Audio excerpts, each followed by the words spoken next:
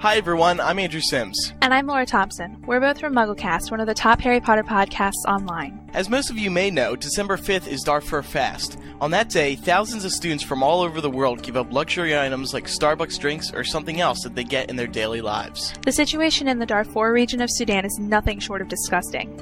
Millions have been driven from their homes into refugee camps, and even more have been killed in the mass genocide of the region. Darfur Fest is organized by the HP Alliance, a coalition of Harry Potter websites and wizard rock bands concerned with ending the genocide in Darfur. MuggleCast wants to help out, so Laura and I are going to participate in Darfur Fest. On December 5th, I will be giving up a Netflix movie subscription for the month of December. This will save $25 and go to charity. And I myself am a huge Chick-fil-A fan. I'll be giving up the meals for a week, which in my school also adds up to $25. Together, that $50 donation will go to the Civilian Protection Program, but we need your help. Visit the hpalliance.org/DarfurFast, all one word, and make a donation today.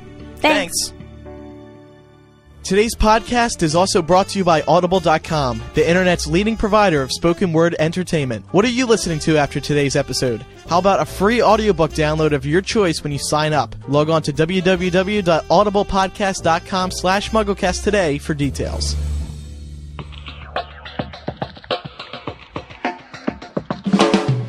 Hey Mason, I really need a good gift for my generic loved one. Any ideas? Oh, yeah, Andrew. I have the gift they need. If you sign up for GoDaddy's Economy Blogcast package, you'll receive 1 gig of disk space, 100 gigs of bandwidth, recording tools, and much more. Whoa! With all those features, I'd guess that kind of package will run me at least $20 a month and be plastered with ads. You're wrong, Andrew. The Blogcast Economy package is just $4.49 a month for 12 months. That's a deal, and a perfect way to get your own website, blog, or podcast started. Ooh, yeah, that is a deal. Plus, enter code MUGGLE when you check out. Save an additional 10% on any order. Get your piece of the internet at GoDaddy.com.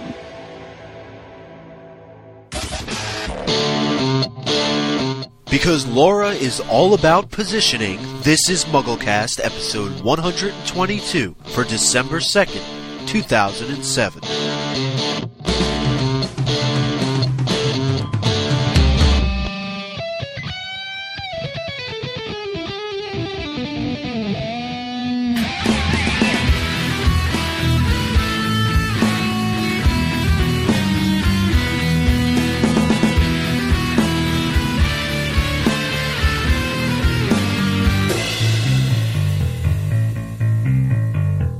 Guess what? Chapter by chapter was met with reviews that weren't negative, everyone. Yay! That's so good. And I'm just going to go right out there and say Laura was not a fan of bringing it back. Okay. Not a fan. Okay, I wasn't because of the reaction that it got last time, but I think that it sounds like you guys really changed it up, so I'll be the first to step up and say I was wrong. I'm humble. I can say you were wrong and you were late. Okay, excuse me, for the past 2 years of my life, I can't count the amount of times I've had to sit around and wait for all of you. So because I was out being social on Friday, it's not even 8 o'clock yet, so get over it.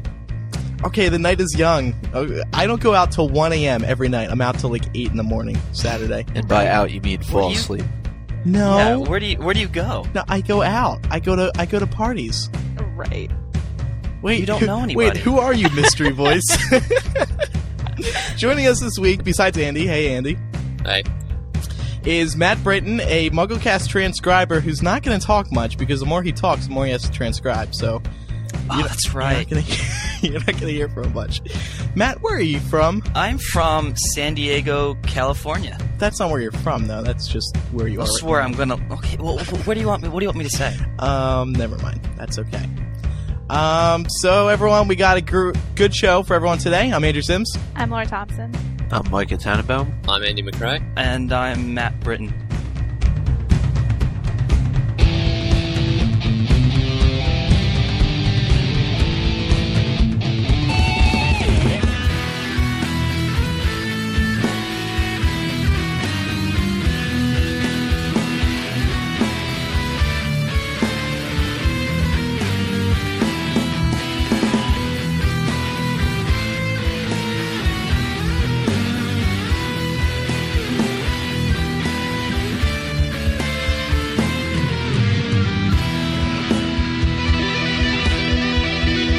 Micah Tannenbaum is in the MuggleCast News Center with past week's top Harry Potter news stories. Hey, Micah. All right, thanks, Andrew. According to an article in USA Today, Quidditch is the latest sport being played in colleges across the U.S. The first intercollegiate match was held earlier this month. One student from Middlebury College in Vermont said Quidditch is one of the most creative things that came out of the books. We were able to create that here, follow all the rules except the ability to fly. It just caught on. In order to make the game work, the snitch is replaced by a young man who runs around the pitch at lightning speed, and although the players obviously lack the ability to fly, brooms are still carried around for show. These, in fact, have been supplied by Olivon's, MuggleNet's primary sponsor. This modified version of the sport has been described as a cross between rugby, dodgeball, and soccer. On December the 13th, the Tales of Beedle the Bard, a book written by J.K. Rowling, for the Children's Voice charity, will be auctioned off by Sotheby's. And speaking of the Harry Potter author, the Trefoil House has received a signed copy of Deathly Hallows for auction. The book will be raffled as part of the annual Christmas Bonanza,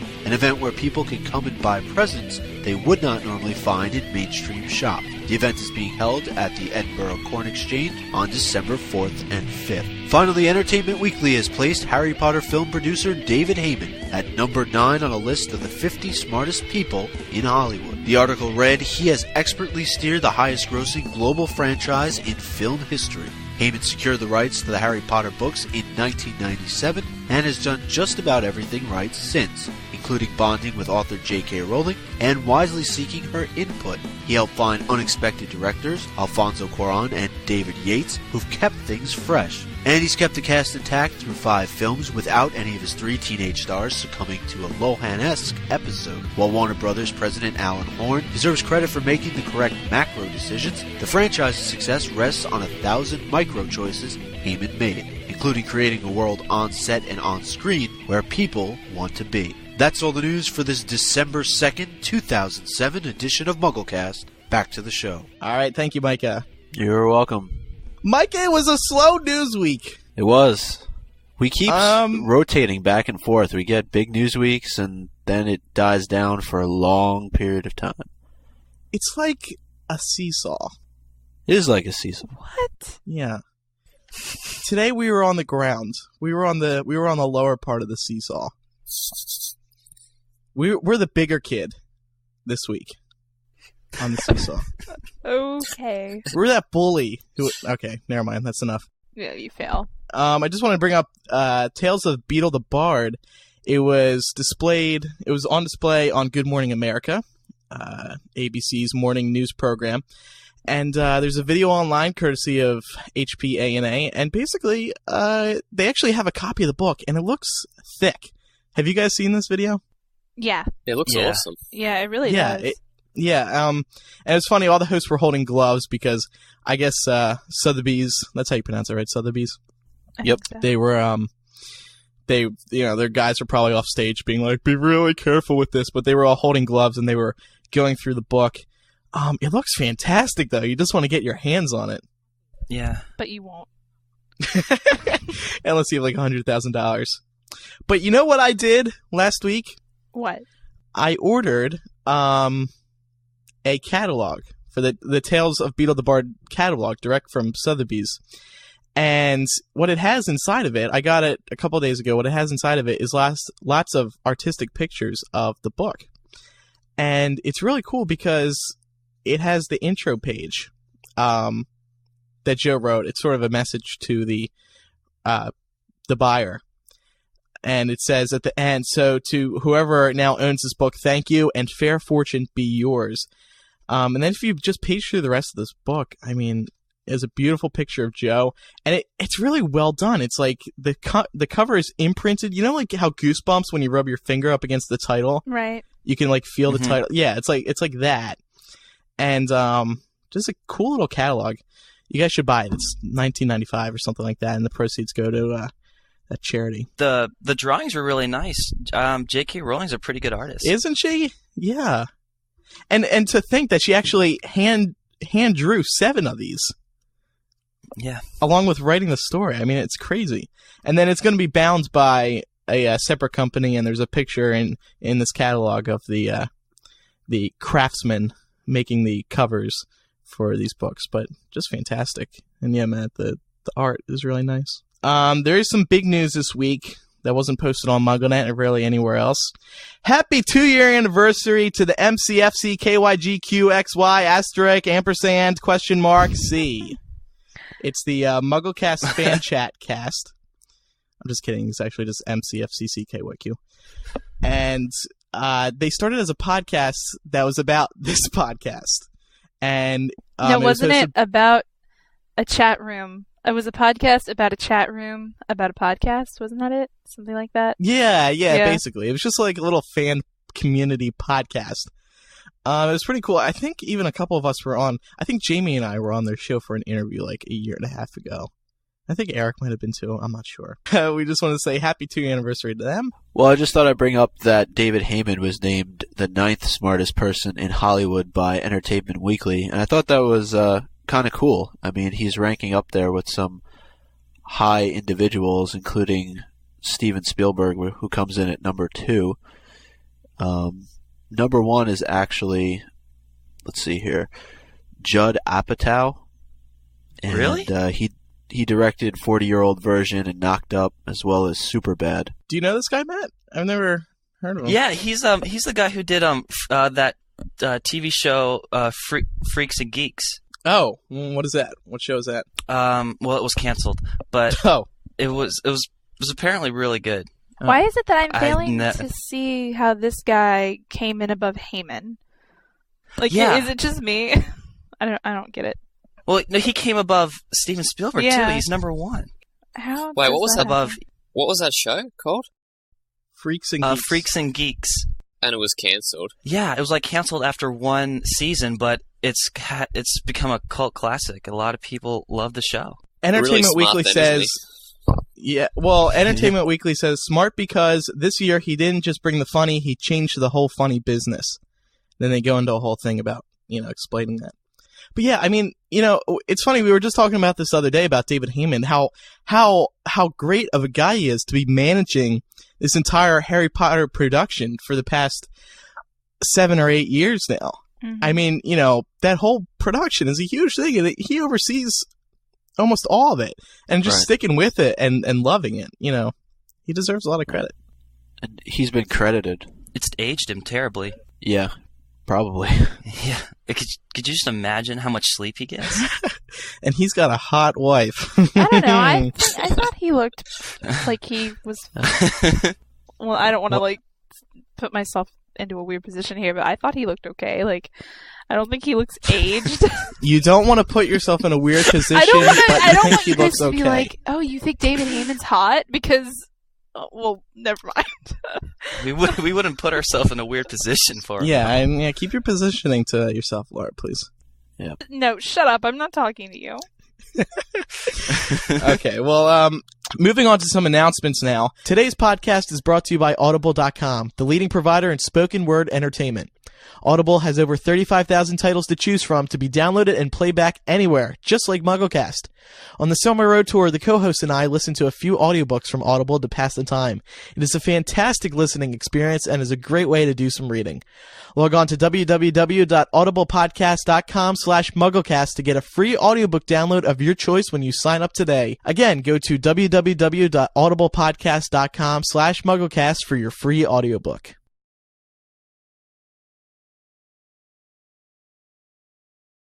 The Wall of Fame that we opened up a few weeks ago, is now complete, as we consider it. Go to MuggleCast.com, and at the top there's a banner that says MuggleCast Wall of Fame, and there you will find our favorite episodes and the favorite episodes voted on by the fans. One of the big ones that was voted on by everyone was episode 59, I think it was, Time to Talk Time. And when we saw those emails, I was like, Laura, remember that? Yeah. That was a really good episode. We'd completely forgotten about it. Yeah, I'd completely forgotten about it, but we got into some very circular discussions on that. Yeah. Was really that the one where Kevin and Jamie kept going back and forth trying to it sounds like something they would go back and forth on. Yeah.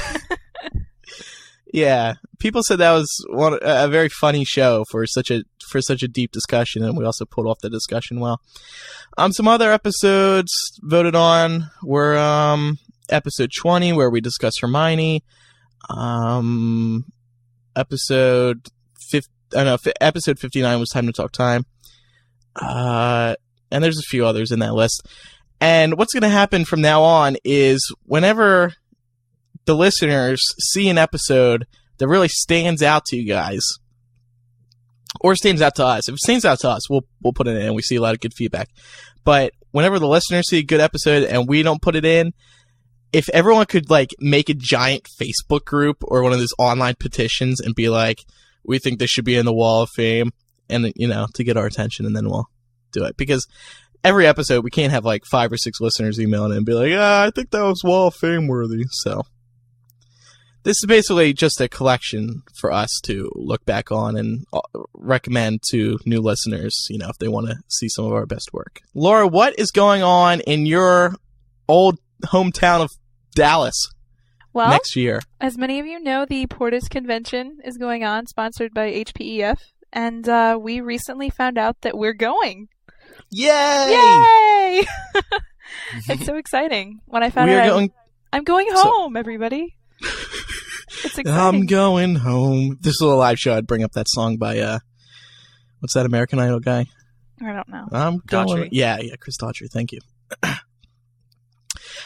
So Portus 2008, hp2008.org in Dallas, Texas, from July 10th to the 13th. They are doing something called the Podcast Palooza, or as I like to call it, the Potter Podcast Palooza at Portus Pickles. This is this Palooza they're doing. It's going to be a whole night of podcasting, and what's going to happen is we're going to have our own time slot to do our show, and then there's going to be a bunch of other podcasts doing their own shows all in one night. And then at the end, it's going to end with a big roundtable of podcasters discussing Harry Potter podcasting. So it's a great idea. It's going to be a lot of fun.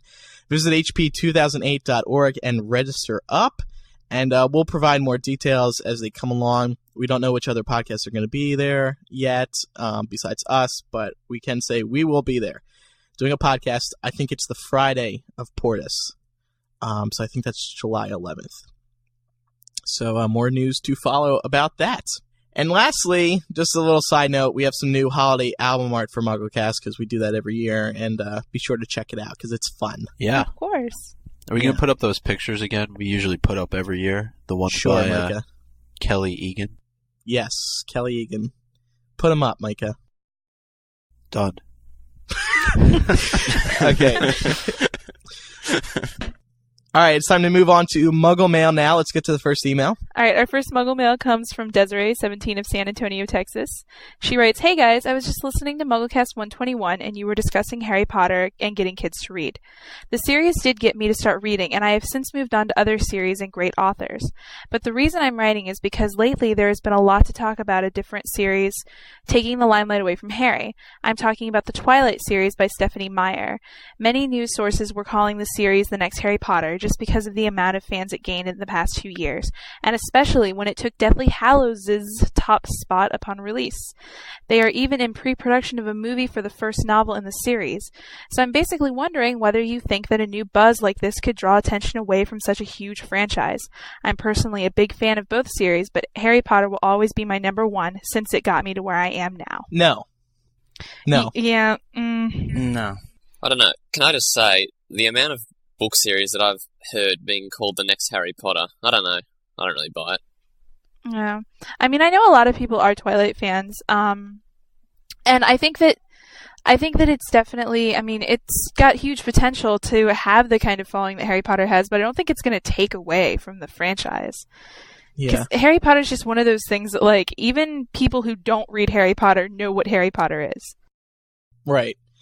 And there's fandoms that are all going to go and flock to this film. I'm sure there's a big Twilight following, but nothing can beat Harry Potter's, and the Harry Potter fandom is never going to change. They're never going to be like, oh, forget Harry Potter, we have Twilight now. Because Harry Potter's not dead yet. There's still a few more exciting things to come. Well, but there may be a time when that happens too. I mean, look what happened to Star Trek with Star Wars. I mean, Star Trek was the big thing. Everybody was a huge fan of Star Trek, and then Star Wars came and pretty much blew them out of the water. Yeah, Really? but I mean, If there's another wizard book coming, it would have to do that, but because they're both space-ish. Yeah. Well, and they also do have a lot of Star Trek conventions too, and there's a whole huge group of people who do that also. So Yeah, but I mean, if you think Yeah. about stuff like Lord of the Rings, which had a huge following in its day, and there are still tons of people who are into it. I mean, their fandom's not as active as like Harry Potter is, but I don't think that Lord of the Rings lost any fans to Harry Potter when it came out. yeah, well, it's a fantasy genre also. It's a huge genre that not one subject can take over. Well, Yeah. as far as what Andy brought up with new wizard books, I mean, has Aragon really taken anything away? I mean, I know it's not exactly the same type of a story, but it hasn't really taken anything away from Harry Potter at all. I don't think, and that's kind of the It's not next even as biggest thing big. I can think of that has come out around the same time. Yeah. I don't even think it's as big, though. And just a side note, which I think is kind of interesting, for the longest time now, since the first Aragon book came out, it was supposed to be a trilogy, Yeah. 3 books. Not Now the anymore. author has announced there's going to be a 4th book. Oh, And really? all I'm thinking is he wrote up a good explanation for why there's going to be a 4th, but all I'm thinking is this just a way to just pull some extra money? Like, I mean, you're adding a 4th book to your trilogy. I just doesn't make that's kind of cheap. It seems like he had it pretty well set from the beginning, so to add Right. another book, I kind of agree with what you're saying. Yeah, I don't know. And like one last note on Twilight, just the impression that I've gotten, and like I have a couple of friends who read it, and it just seems like it's something that's geared more towards girls. I think I don't know what kind of effect that would have, but it just seems like Harry Potter would be a more widely encompassing fandom, just because it attracts readers of both genders, and like I doubt that a whole bunch of guys are going to leave Harry Potter for Twilight. So Can I be honest? I've never even heard of Twilight. Yeah, what is Twilight? really, Me it's neither. Neither. I believe I have never read it, but it's like a vampire romance novel. I have somebody here who reads it, actually. The next email now comes from Lauren15 of Omaha, Nebraska. She writes, "Hey, MuggleCast, I was just listening to the recent podcast and I decided to look up what Richard Harris said about Ian McKellen. So here's the exact quote, courtesy of IMDb. No one trusts me anymore. I spent half the movie My Gray arguing with people and I was accused of causing big onset rows. But what they won't tell you is I fought for Semenian. I fought for the maintenance of quality. I don't believe in lying down on the job. I've seen these so-called nice actors. They're very able fellows like Ian McKellen and Kenneth Branagh. But they're like bank managers, so sweet and careful. Who needs them? We are suffering a plague of good taste. Give me Sean Penn and Mickey Rourke any day. They project danger. That's what makes acting and life interesting." Brutal words. Yeah, from it's Richard interesting that he mentioned Kenneth Branagh because he played Lockhart in the second film. It's like, Yeah. I wonder what that must have made the set like. Well, You know. for the record, I mean, this could have been said before Harry Potter. Yeah, that's what I'm saying. Like, Yeah. if they got together Oh. on the set and Oh, yeah, I Kenneth get what was like, you're saying. "So, jerk." Thanks, jerk. Look who's starring alongside you now. Could you imagine though an entire set with a bunch of Sean Penn and Mickey Rourke's though? No. I mean, everyone is going to have a black eye at least. The next one comes from Julia13 of California, and this is on my mistake last week. Hi there, on episode 121 you were talking about an unnamed Death Eater with a wheezy giggle. I was under the impression that this Death Eater was Amicus Caro. This was just what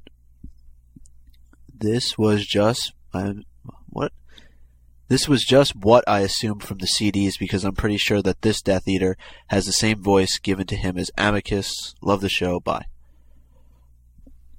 So that clears Yeah. up the mystery character. I think, Andy, didn't you say that though last week Yeah. too? I said that. So, 1 to me. Oh, good work. Good work, Julian. Or, Andy. And Are you Julian. saying Julia just copied off of you? Maybe. No, I think I read it somewhere, so I can't really take credit for it. I think Oh. Andy already discussed it on the Harry Potter Fan Zone cast. Oh. Sure did. And the last email today comes from Matthew17 of Biloxi, Mississippi, about our chapter by chapter segment, talking about chapter 1. I was listening to episode 121, and when y'all were doing the chapter by chapter, there was a detail that y'all did not address on top of page 4, U.S. edition. After Snape gives Voldemort the information on moving Harry and Voldemort using legitimacy on Snape, Voldemort begins the question. Good, very good. And this information comes, but Snape interrupts with, from the source we discussed. I was wondering who the source could possibly be. No way it could be Dumbledore's portrait, because he would have no way of knowing plans of the Order, and it most likely would not go too well with Voldy if Snape was conversing with Dumbledore's portrait. Just wondering what you guys think. Thanks, Matthew. What I'm wondering is why Andrew doesn't know how to say y'all. How do you say it? You were sitting there going, y'all. It's y'all. Y'all. Y'all. You're going to Texas next summer. You need to learn how to say these things. You need to brush up on your colloquialism. Well, I definitely agree that it's not Dumbledore's portrait. Well, I thought it was Mundungus. I thought that was the whole point of Harry seeing that scene in the end. Oh. I agree with Micah. I think that's what it would have to be. I can't think of anything else. I think the source should be almost in quotation marks, because it's not a real source. It was just Snape sort of taking advantage of Mundungus. Yeah. Well, didn't Dumbledore and Snape discuss about this before he died too? Like, they were going to move him on his birthday or something. So maybe Snape just interrupted him before he could read his mind and said this before Voldemort found out the truth or something. Right. But I would still think there'd have to be somebody, like, between Snape and Voldemort. The source would have to be an actual person. And I don't think he would trust Dumbledore. You know? Yeah. Oh, okay. Yeah. It's time to move on now to chapter by chapter. We're going to take on chapter 2 this week, which once you read it, it's a very basic chapter. I mean, really all that's happening here is Harry's still at the Dursleys' house, and he picks up these 2 newspaper articles with of course, differing opinions on Dumbledore. So you guys ready to go? Yeah. Yeah. Let's do it. Let's go into it.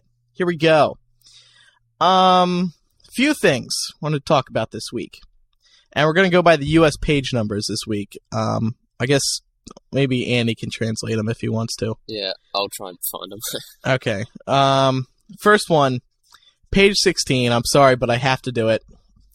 Oh, boy. In the beginning of the first article, titled Albus Dumbledore Remembered, I quote... 21 in UK edition. Oh, thank you.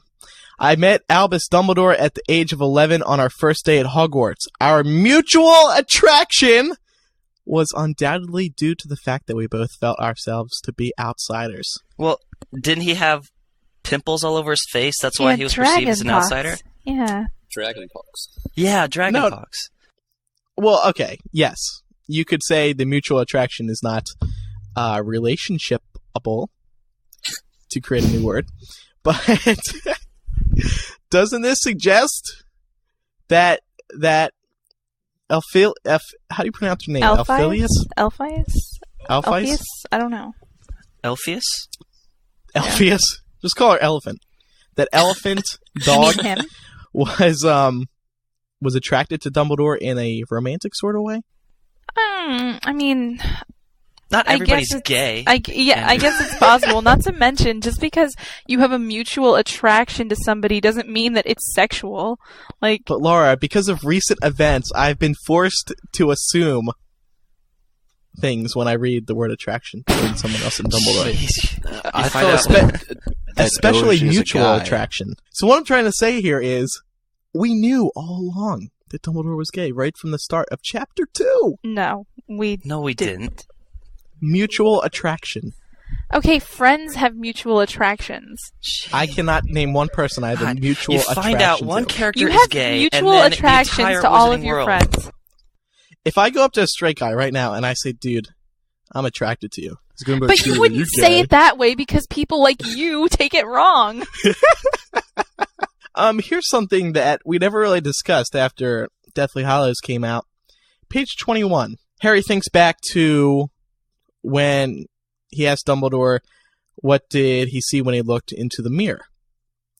And I thought it'd be fun to discuss it now, especially since we know Dumbledore's gay. Matt had something when this revelation was first revealed. Well, no, that was just the first question I had when you guys told me that Dumbledore was gay. After the 2 hours of you guys screaming at us in the hotel room. Well, it took a while to convince you. Well, we didn't believe you at first. Well, I mean, come on. Okay, the first thing, seriously, you were banging on the door. We opened it, and you screamed in my face, "He's gay!" Because it was big news.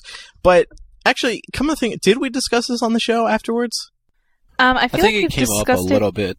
Yeah, a little bit, but not a lot. In Eric's whole pig I for hate slaughter Deathly thing. Hallows. I mean, now that we've seen the backstory, I would, in all seriousness, I would think he would actually see his family. Oh yeah, Like definitely. Harry. I think he would. I mean, I think he would see his family, before they were broken. It's not just seeing them, but it's seeing them as they were before all this terrible stuff befell them. Right. I think Joe actually said that. I'm not sure where. Yeah, but- I'm sure she said something along those lines. It only makes sense. Like there's. Yeah, and after this kind of comes after Harry learns everything about Dumbledore's family in the first article that was written, and he realizes that this is really the only personal question that he has ever asked Dumbledore throughout the entire 6 years that he knew him. And what's interesting about it is that he knew Dumbledore lied when he said that he saw socks. So the only personal question that Harry ever asked Dumbledore answered with a lie. And so I just thought that was kind of interesting, given Eric's whole take about Harry being raised as sort of this pig for slaughter, and him never knowing really what Dumbledore's true intentions were throughout the course of the series. Not just that, but he didn't know Dumbledore at all. Yeah. He just knew him as the headmaster. He couldn't see into him. He couldn't understand anything from him. But I mean, you think about other people who in your life who are authority figures and other people that you seek for advice. How often do you really ask them about their personal lives? Because if you start getting into personal lives with these people, it makes them so much more human. And I think that it wasn't necessarily just something that Dumbledore was keeping from Harry. I think that on a subconscious level, it was a way in which Harry could keep Dumbledore up on a pedestal, higher above everyone else. But at the same time, it started the process of lies, and it started the process of Dumbledore not being truthful with Harry just from that point. Already in Sorcerer's Stone, he's lying to Harry, and he's not telling him the truth. Yeah, but I think that's part of his humanity. Yeah, I think Laura brings up a good point, though, about once you ask an elder or someone you look up to about their personal life, things do change. I mean, it's kind of like when you have that first dawning realization that your parents can't solve everything. When you're a kid, you think that you can just run up to your parents and ask them and they know everything. And when something really serious or terrible happens and there's nothing they can do, it's kind of a shock. Yeah. But he's not really lying to Harry to be deceitful or anything. I suppose he's just not telling him that because he doesn't really think it's relevant then. Yeah. Well, at that point, yeah, I mean, he was too young, and how could you possibly get into that? I see my family too, because ... taking forever to explain everything. Yeah. But also more on what Laura was saying, maybe Harry subconsciously just didn't want to know more, which is why he didn't ask any more personal questions, because I'm just trying to put myself into his position. If I had a relationship with my principal where he was guiding me, I don't know if I really would want to know more about his personal, it's just irrelevant. No, I mean, and it just feels somewhat inappropriate. It's like walking up to your teacher and being like, hey, what'd you do last night? It's weird.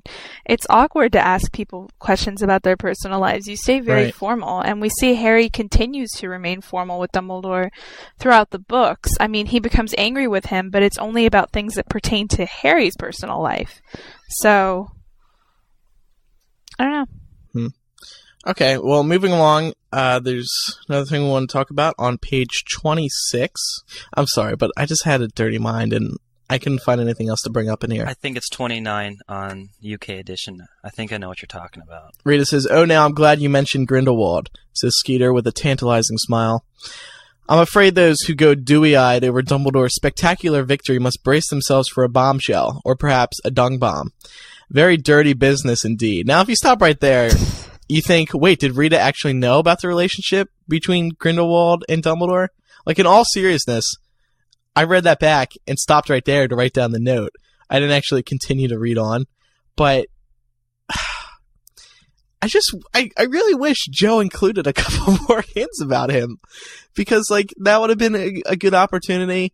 Like somehow if Rita Skeeter actually found out that he was gay. How would she find out though? I don't think he told anyone.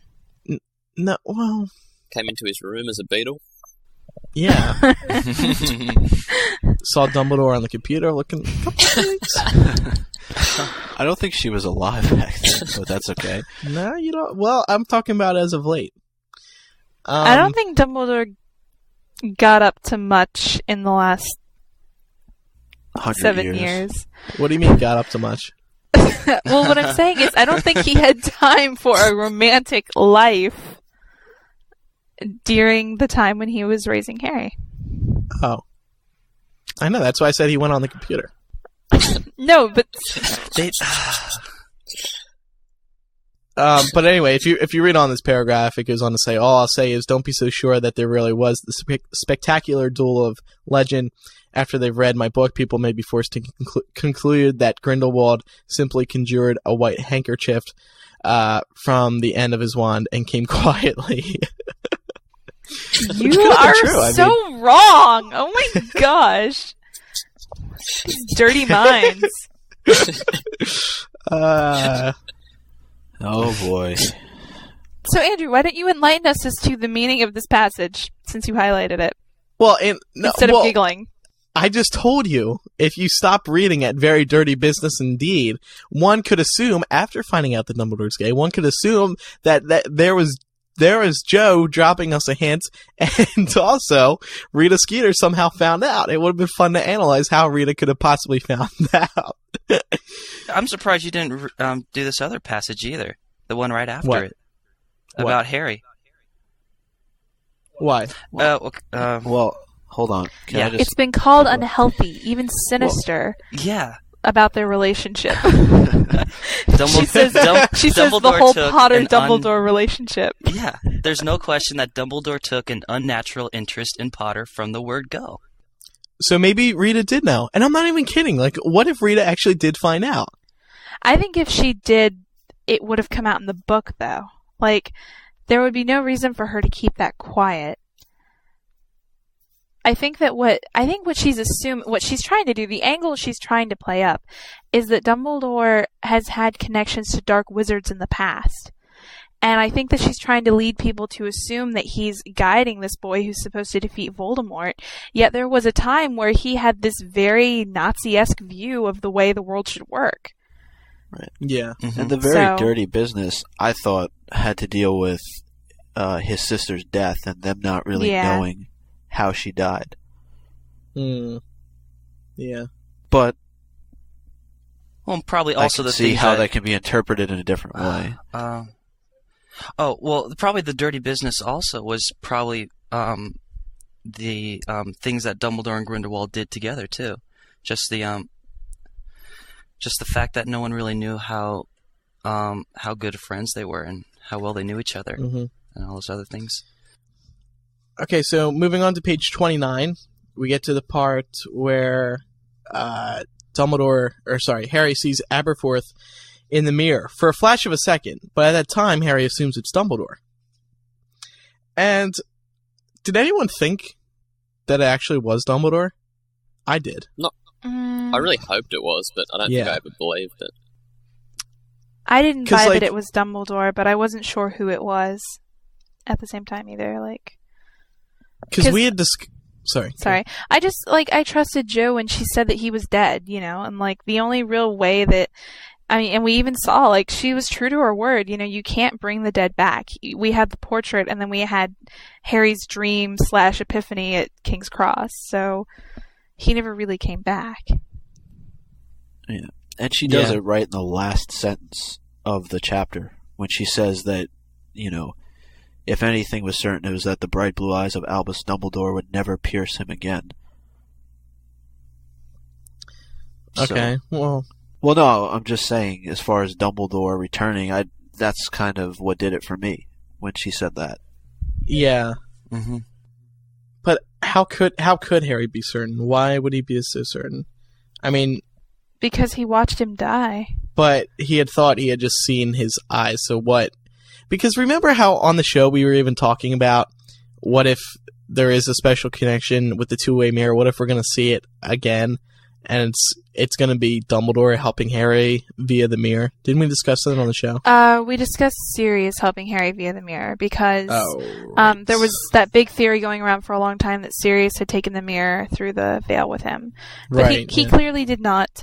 I just don't think it was Dumbledore. I didn't think it was Dumbledore because we knew that there was really no way for the dead to use that mirror. Like, you're dead. You know? Yeah. It's not a state in which you can readily communicate with people in that fashion, I don't think. I thought it would be good to bring up looking at both of the articles, since despite what Harry thought, there were truths about Dumbledore in both of them, and maybe we could just take a look at some of the basics that were in them. I don't know. What do you guys think? Well, it's interesting because usually when you look at something, two pieces of media in which you have very different extremes, it's usually pretty safe to assume that the truth lies somewhere in the middle, which is pretty much what it ended up being. Of course, Dumbledore's good friend is going to say nothing but good things about him. Yeah. And he's not going to confirm any of the, questionable things about his past. But at the same time, a critic like Skeeter, she's going to, attack him every chance she can get. Yeah.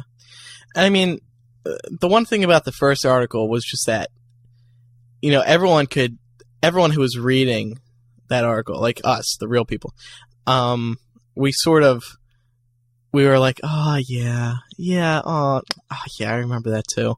It's very, bittersweet sort of way to remember Dumbledore. But what I find interesting, and this might come off wrong, is that whenever someone does die, you do nothing but talk about some of the best things about the person. Right. But as a side note, there was the football player who died earlier this week, Sean Taylor. And there was actually his former football coach from high school was on CNN talking badly about him. And I was like, what? You would actually do this? Yeah, I mean, you really run into that kind of thing with heavily influential figures. Like, if you look at the death of Princess Diana, for instance, you had people, they were either on one side or the other. They loved her or they hated her, and they made it very clear how they felt about her in the days after her death. They still make it very clear. And I think that that's just kind of a point that Joe was trying to bring up, that somebody who had as much pull in the wizarding world as Dumbledore, he was going to have people who loved him unconditionally and people who criticized his every move. Yeah. Yeah. And we get the first pieces of information as well in Doge's article about his family, because up till this point, we really, other than Aberforth, didn't know anything about Dumbledore's family. So it gives us a brief insight into eventually what we learn more about later on in the book. Right. And it turns out to be some of the most important information, too. Right. Yeah. So, but we just did not know it yet. It was very interesting how Joe brought us through those two articles, and I really liked how we got such differing opinions. Yeah. It was just right. very, very good writing. Yeah. And I like how Rita Skeeter brought up the fact that, Dumbledore was in the dark arts, and he wasn't always as broad-minded as everyone thought he was.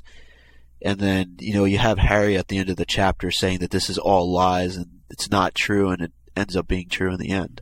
Right. Yeah. We'll do favorite quotes now, and we got some emails. The one, my favorite of the chapter was when Rita says people were queuing to dish the dirt on Dumbledore anyway. And that made me angry. I was like, do you think that was really true, or do you think Rita was just doing that to sell her book? I think it was probably true of a couple of people. But, yeah. I mean, that's the main difference that you notice with these two articles when we're reading them. One is meant to provide a quick overview, a nice, fluffy piece about Dumbledore's life. And then the other is just pushing a book. And it's just using his name, slapping his name on it to make money. Mm-hmm. Exactly. So.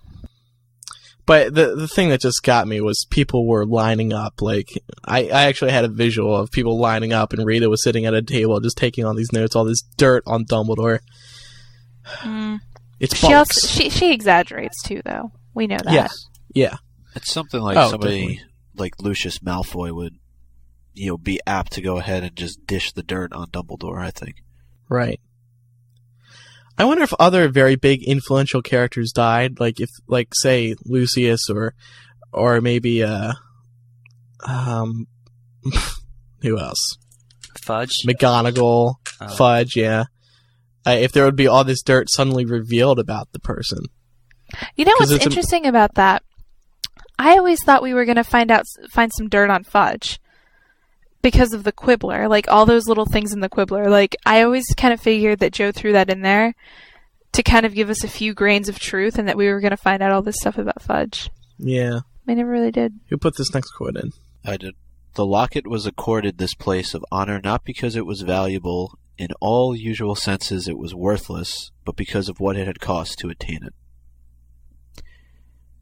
So, I just thought that was a sentimental quote when, Harry was remembering Dumbledore. Yeah. I remember when I read that when we were all together. Did you cry? I felt my heart sink. I didn't cry at that point, okay? I was only 15 pages in.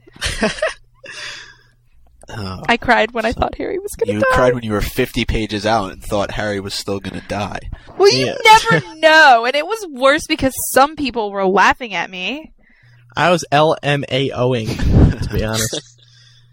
But there's another point I want to bring up about that, but it's in one of the emails. Well, this is a quote that I picked out because I think it sums up everything that Rita Skeeter stands for. It's, "Oh my dear, beamed Skeeter, wrapping me affectionately across the knuckles.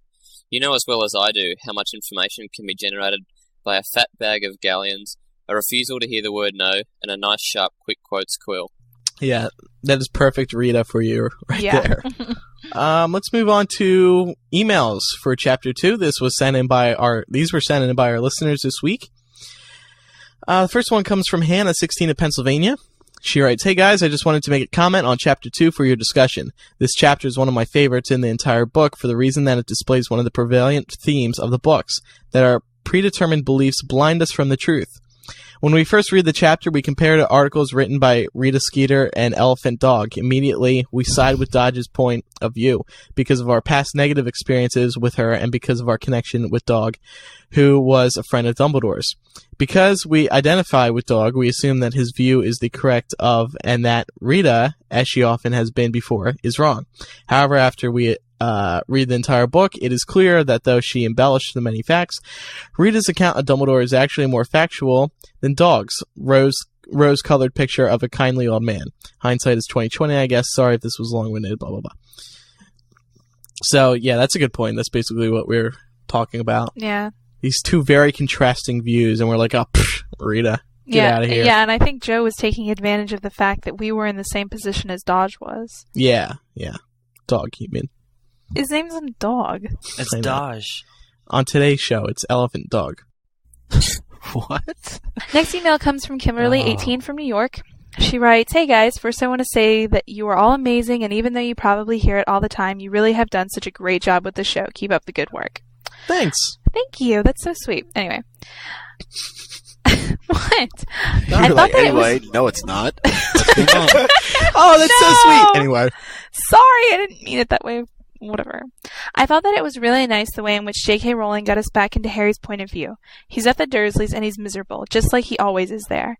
Yet, this is the last time he will be there, so it is in an odd sort of way special. Not even getting to the whole Dumbledore background story that is the focus of this chapter, I really enjoyed all the reminiscent things that go on in the very beginning. It seems like it's JK's own special way of saluting to various memories from previous books, as Harry is going through his trunk, pulling out books, quills, and much more. Right away we know that this book is going to be very serious and intense because of all the light and happy things that we have seen in the previous books have to be abandoned now. In this sense, Harry is leaving his childhood forever, and for the typical Harry Potter fangirl, moments like these totally grab our hearts. I know that probably sounds really sappy, but I figured since most of the discussion will be focused on the opening into Dumbledore's background, it's something different to read at least. Thanks for reading, and once again, you guys are amazing. Good luck to everyone on your upcoming exams. I'm in the same boat as Laura and Andrew, finishing up the first semester at college. Cheers and happy holidays. Oh, good luck to you, Oh, too. that's so sweet. Really, it is. Anyway.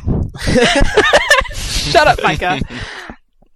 Yeah, I was actually looking at that. Like, he's like going through like little things in his trunk. He finds the what was it? Cedric Diggory, the real Hogwarts champion, Potter Stinks badges. The sneakoscope. Yeah, he just found yeah. it was like going through all of these, old memories, and that he's leaving it behind, like you said. Yeah. And that was just one small part in the whole entire book, and I'm sure we'll point them out as we continue this series of chapter by chapter, where, Harry's just seeing all these things from the past. I mean, the example I keep going back to is Oliver Wood. He just pops out of nowhere. Mm-hmm. And all these little things are in here just to remind us of the series. And it really gave the book a different feeling. It gave the book, throughout the entire book, you got a real closure feeling. Yeah. Seeing all these things again, Well, pretty much every character in the series made a cameo in this book, didn't they? Right, yeah. Mm-hmm. Except for Madame Maxime. Oh. Yeah. Like, she just kind of didn't appear anywhere. Which is really interesting, seeing as she's a giant. I would think she'd be kind of hard to miss. But. Ooh, hey. Next email comes from Ashley, 18 of Virginia. She writes, "Isn't it interesting that Harry is left to reflect on the jadiness about Dumbledore and the way Harry, was never able to make the best of his time with Dumbledore? And most of the readers feel the same way? There's so much we hope to learn, but time ran out far too quickly. It's such a feeling that I find great comfort in this similarity, but not just about Dumbledore, but the series as a whole." Wow. Yeah. Yeah. It's another good point. We were sort of talking about that earlier. This next email comes from Nina, 14 of Missouri. She says, "Hi, I'm writing in for the chapter by chapter for chapter 2 of Deathly Hallows. In this chapter, Harry reads the interview with Rita Skeeter. But how was Rita writing anything in the first place?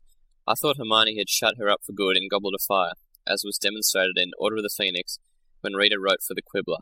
What happened? I guess Hermione didn't follow through on her threats." Actually, that was because Hermione said at the end of Goblet of Fire that she had to keep her quill to herself for a year. Yep. So. And she's Yeah. not really writing for the Daily Prophet. Yeah, is she wasn't writing about writing Harry her either. own book. Plus, I'm sure that Hermione wouldn't want to draw attention to themselves at this point in time. Like, it's just having all this information about Dumbledore come out is just one more thing to distract from Harry. So I guess it's kind of like a way of keeping them safe, just another form of protection, because people might be more invested in hearing about Dumbledore. And, someone other than Rita is probably making some money off of this, so they could have brought her back pretty easily if, money was involved. We're going to start something new here on the chapter by chapter segment. It's called Quote Quiz. That was good. Yay. Quote quiz. Quote quiz.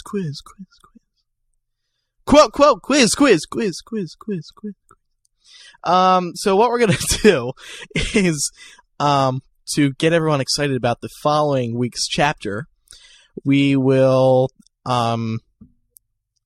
pick out a quote from the next chapter, in this case, chapter 3, and we won't say who said it. And we'll make you guys guess, and we'll make you guys play at home. It'll be a lot of fun. Now, of course, this isn't a competition because anyone could just open the book and find the answer, but just for you guys to play at home, just for fun. First one. This comes from chapter 3. Guess the quote. Guess who said it. "Very clever of you, sir. Very clever. I personally would be utterly bamboozled by all those buttons and knobs." Who is the speaker and who is being spoken to? All right, this has been Quote Quiz. Okay, so next week we'll be discussing Chapter 3, The Dursleys Departing. It features one of the most random quotes you will ever see in this entire Harry Potter series. It left everyone going, what the Yeah. fudge? I don't know what you're talking about, but Yeah, me neither. Isn't that the chapter where Dudley says, "I'll miss you, Harry"? Oh, yeah, well, yeah.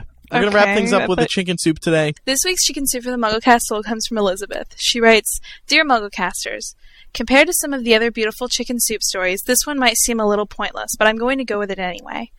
A few months ago, I was very low. That might not sound too dramatic, but it's the best way I can describe it. I'm sure you know that feeling, being clutched in, the claws of something dark. Not feeling a part of yourself, your friends, your world. Sometimes at night, just to stop myself from crying once more, I would turn on the MuggleCast and focus on some familiar, friendly voices. The contentment of Harry Potter talk would bring me, plus the ramblings of a handful of simply amazing people would comfort me. I'm not depressed anymore, and right now I'm with a fantastic guy who really understands. I just can't tell him about my unrequited love for Jamie, of course. Thank you, MuggleCast, for being with me in some bleak and lonely times. I wanted to write you guys a poem, but in the thralls of writer's block, this is the best I could do. All my love and more, Elizabeth. And she did write a very lovely poem called A World Within a World for MuggleCast, and we've put that up on the site. So, thank you for that. It's time to remind everyone about our contact information. Laura, if someone wants to send us parcel mail, how do they do that? You can send that to P.O. Box 3151, Cumming, Georgia 30028. You can also call the MuggleCast hotline in the United States. The number is 1-218-20-MAGIC. In the United Kingdom, it's 020-8144-0677.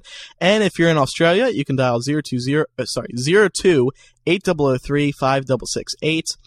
And we'll get to some voicemail soon. I know Kevin's still trying to fix the Skype voicemail box. Speaking of Skype, you can also contact us via that program. Just use the username MuggleCast. And remember, no matter how you're going to contact us via voice, keep your message under 60 seconds and eliminate as much background noise as possible so we can put you on the show. You can also visit MuggleCast.com for a handy feedback form to contact any one of us at our first name at staff.mugglenet.com. Contact Andy, it is Webmaster at HarryPotterFanzone.com. And to Matt's got Matt B at staff.mugglenet.com. I don't know.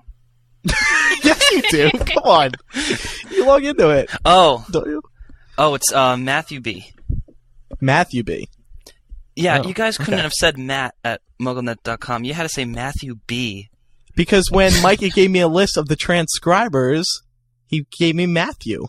And there was already a Matthew at staff, so it had to be Matthew B. And I remember you emailing me. You were like, hey, dude, you can call me Matt, man. My name's Matt. Yeah. It's not Matthew. It's I'm probably Matthew B. Emily's fault. I'm Matthew B.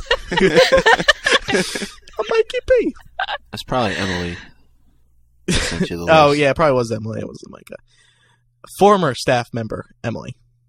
You can also visit MuggleCast.com for all of our community outlets, including MySpace, Facebook, YouTube, Frapper, Last.fm, and the MuggleCast fan listing. Also, don't forget to dig the show at dig.com. Vote for us once a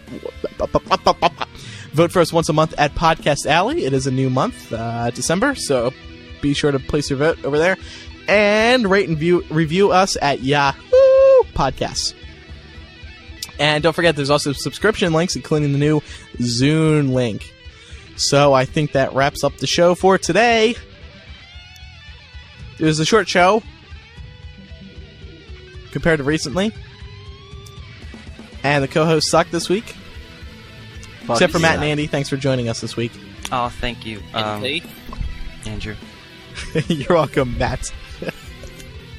Don't forget, Andy's over at HarryPotterFanzone.com, running the Harry Potter website of choice for Australians. Yep. Isn't that what you like to call it? Yeah, I like playing that up a bit. Yeah. So, once again, I'm Andrew Sims.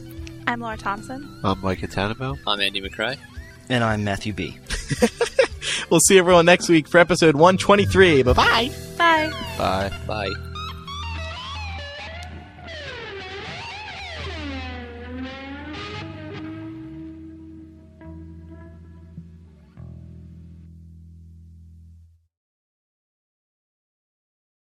Sorry, I forgot to tell you about that, too.